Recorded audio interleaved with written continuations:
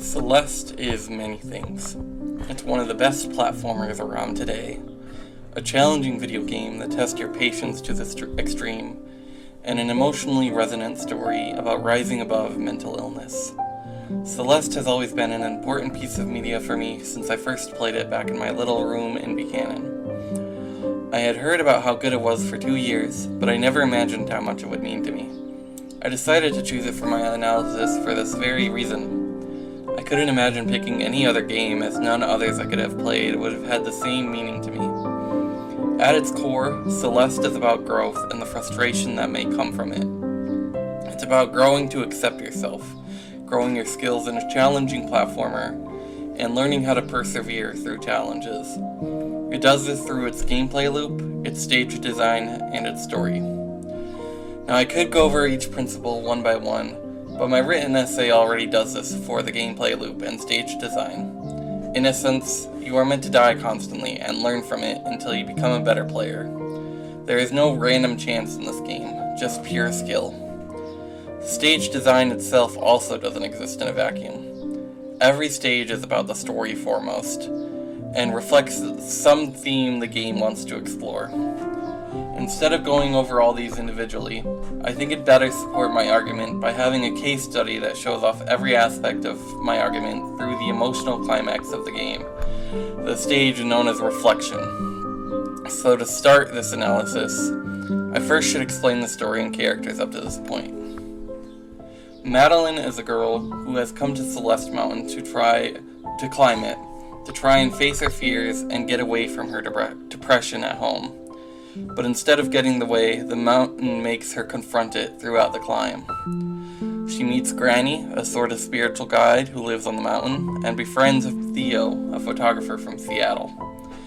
Then in the second chapter, she meets her first roadblock.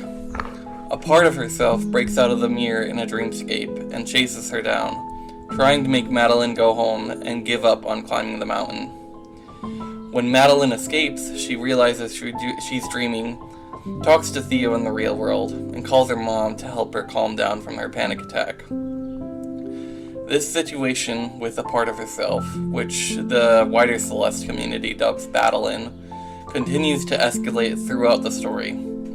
She puts down a hotel owner whom Madeline wouldn't reject, causing a boss fight on the second level. She stops a gondola at the end of a chapter, giving Madeline another panic attack in the process. She only breaks out of this with the help of Theo, who gives her a breathing technique symbolized by a minigame where you have to keep a feather in a box. Finally, before the sequence I want to talk about, Madeline goes through an ancient temple that seems to enhance the mountain's power, before she has to save her and Theo from a hellscape that seems to reflect the worst parts of their mind. The chapter starts just after escaping the temple with Theo. Madeline sits down and starts a fire before starting a conversation with Theo about their lives and what they've been going through on the mountain. She expresses that she doesn't know why Madeline is holding her back, and wishes she would just leave her alone, while also reflecting on what depression feels like for her. They talk more about their home life before taking a selfie and going to sleep. Madeline then wakes up, northern lights in the background, before ascending to the sky to have a conversation with Madeline. She tries to tell her that she doesn't need Madeline anymore, that she's not her true reflection, and that she needs to let her go.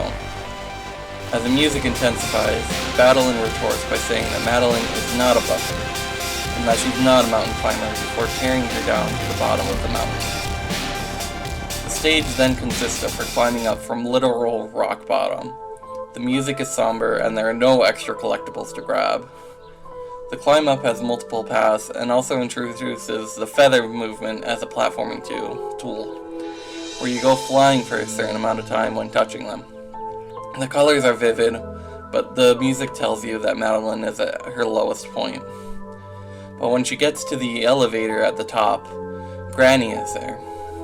She can tell Madeline isn't over the climb, and encourages her to find Madeline and talk to her. Find out why she's so scared, and says, if you want to find part of yourself, you always will.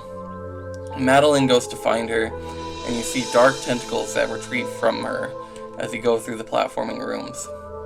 Eventually Madeline finds her, She tries to apologize and come together, but Madeline rejects her, and the player then goes into a big boss fight.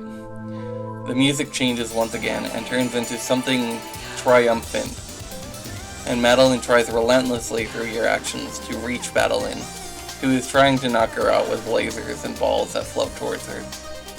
The platforming is hard, and you have to dodge Madeline's attack the entire way.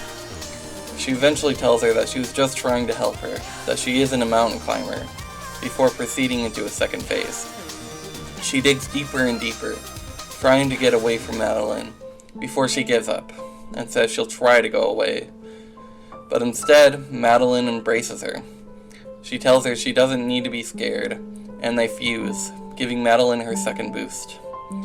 They ascend out of rock bottom together before reaffirming their desire to reach the peak of the mountain.